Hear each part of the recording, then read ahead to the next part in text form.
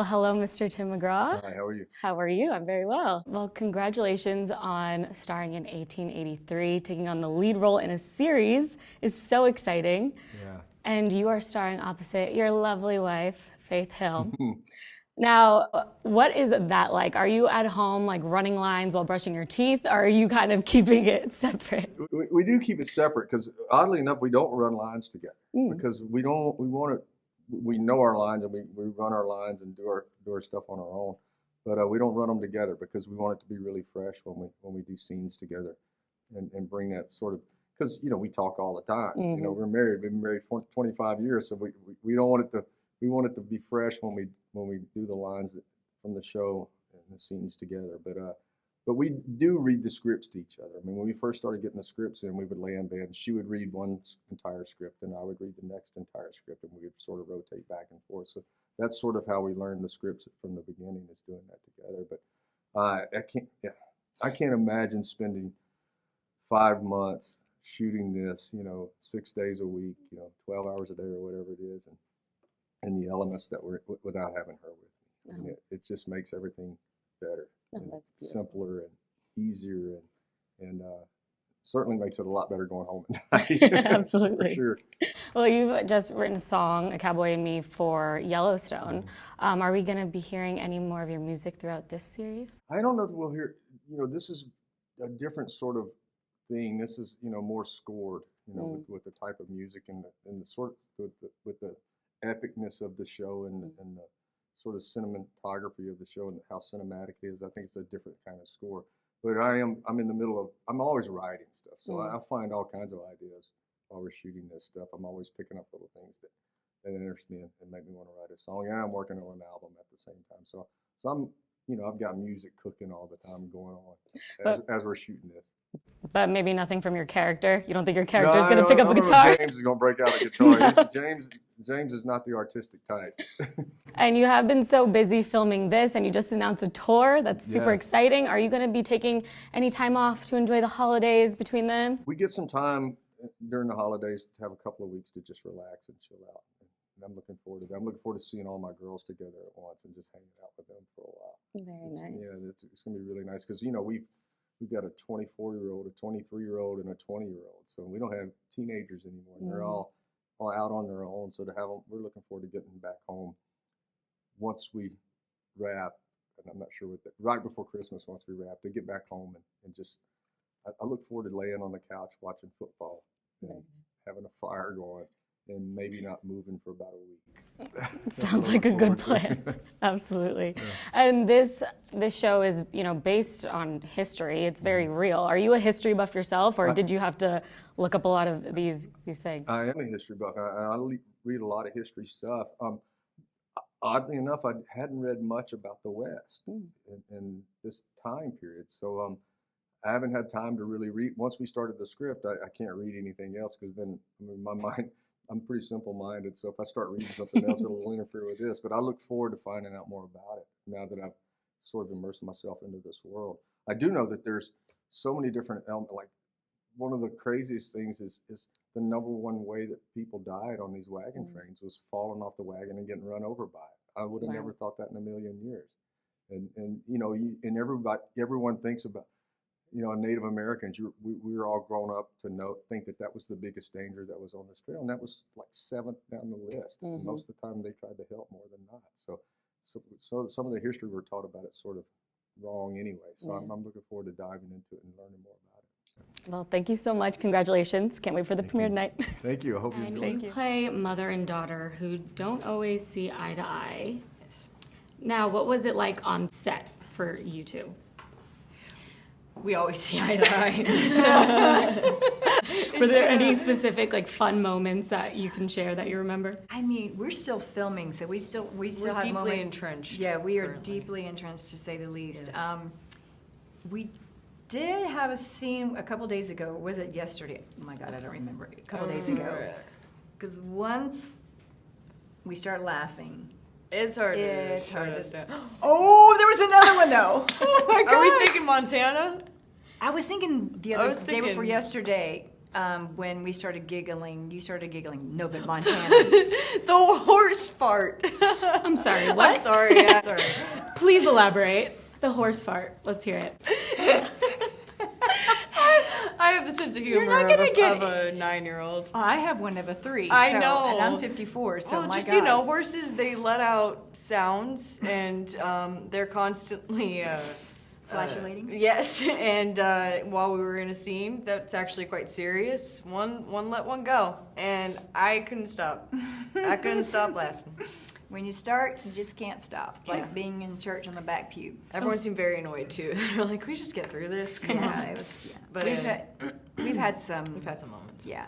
I mean, it's so heavy. There's parts of it that are fun. There are some moments that are, you know, there's some humorous times. Mm-hmm. Very few. Very few. Very, very few. But there, you know, it's serious story. We You take what you can get. yeah, yeah, and you just go with it. And Isabel, what was it like for you when you got that call that you were cast in this? First thing going through your mind. First thing going through your mind. I remember I just started sweating really, really hard. Like really just total hot flash overcome. I didn't know what to I didn't know what to think. I think I have delayed reactions. I've always been that way, so I was kind of perplexed, and then I pretended it hadn't happened, and then started receiving the scripts. And I was like, oh, it actually is happening. And It's real. Yeah, it wasn't until I stepped foot on the set, though, that I actually embraced what was about to happen. Yeah. And Faith, I heard there's a big slap that you had to deliver to your husband, and that it was a little harder than anticipated. What do you have to say about that? He is. He got it coming, He's though. softy. He's a softy. He had it coming. Hey, he had it coming. He's scared. He loves to scare people. Oh, Yeah. Prankster. Yeah, he's a prankster for sure. Oh my god! So yeah. Oh yeah, he's he a prankster. totally had it coming. Yeah, I didn't realize I slapped him that hard, but oh my, it was fun.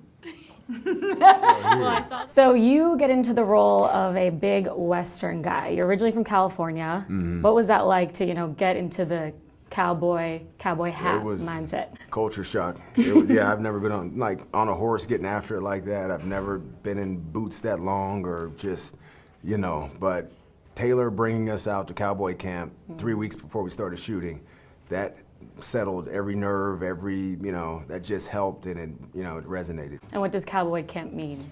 You learn how to ride horses, you learn how to shoot, you learn how to, we herded cattle, cows, we were roping, we were just everything cowboys do, and I have a whole new appreciation for what they do because it's hard, and it's outside every day, it's difficult, and yeah, I'm glad we got that going before they started working. And you worked very closely with Sam Elliott. What was that like on set? Sam's amazing. Like the first day I met Sam, we were in this little saloon that was on the ranch that we were living in, and he came up and he looked at me, he grabbed my shoulders, he gave me a hug, and it's like, we're gonna have so much fun together. And that just settled because you're working with Sam. This is a Hollywood icon. I'm like, wait a minute. He just settled all the nerves I had, and it's funny, like guest stars that would come on the show. Me and Sam are pretty much joined at the hips for this, but there would be guest stars coming in, and they'd work with Sam, for the first time, and they'd say, "Cut, we're moving cameras, whatever," and Sam would walk off, and they'd be like, "Oh my!" It was like, yeah. It's like, does that happen with everybody? I'm like, yeah, that's the Sam effect. I mean, and one of those guest stars was Tom Hanks, am I Yeah, right? but even Tom, like we're in the trailer and he was like, I got to meet Sam Elliott today. I'm like, you're Tom Hanks. Like Sam is just, he just has that iconic, he's that dude, It is a very big deal. And this is a huge show, especially Yellowstone has such a huge fan base. Yeah. Does that, put the pressure on? No, I try to downplay everything. Like you think of, first Sam and then Tim and Faith and Billy Bob and Tom. Like it's just, and Taylor and this world and this everything they're putting together. If you look at it like that, you're going to overwhelm yourself. I just look at it. I'm just bringing Thomas to life. I want to tell this guy's story, and that meant something more to me than everything else going on. Just bringing you know, bringing him to life. And the show is rooted in history. Are you a history buff at all, or were you like dusting off the textbooks? No, I know a good amount of history, especially our people's history. And that's why Thomas was so special to me, to you know, tell the story. We've been underrepresented in this genre for so long. Absolutely. And to have this black cowboy be strong, you know, to me, he's the humanity of the show. He's the soul of the show. And you'll see that as the episodes go on, but he just, this proud, you know, I remember being, you know, watching Westerns like Bonanza and Gunsmoke and Wagon Train. I never saw anyone that looked like us. So it was, you know, bringing this to life now, it means something not just to me, but for, you know, yeah. Yeah, and that's interesting you say that, because there have been recently more black cowboy movies. It's shown up. It's shown up. And this is this gritty, dark, you know, this journey that they're going through. It's yeah, you have to be strong. Like, everyone around you has to be strong. And it's harsh. It's a harsh way of living in the 1800s. And it's like a lot of, you know, some of these shows and movies coming out, it shows the shiny side, the glamour side, the flashy guns, you know, the quick draws, the fancy saloons, you know. But when you're not in a part of any of that, and you're just living on the road, you're bathing in the river, you know, you're sleeping on the floor, it's just a harsh telling of what those people went through back then, and I think we did a good job of it. Absolutely.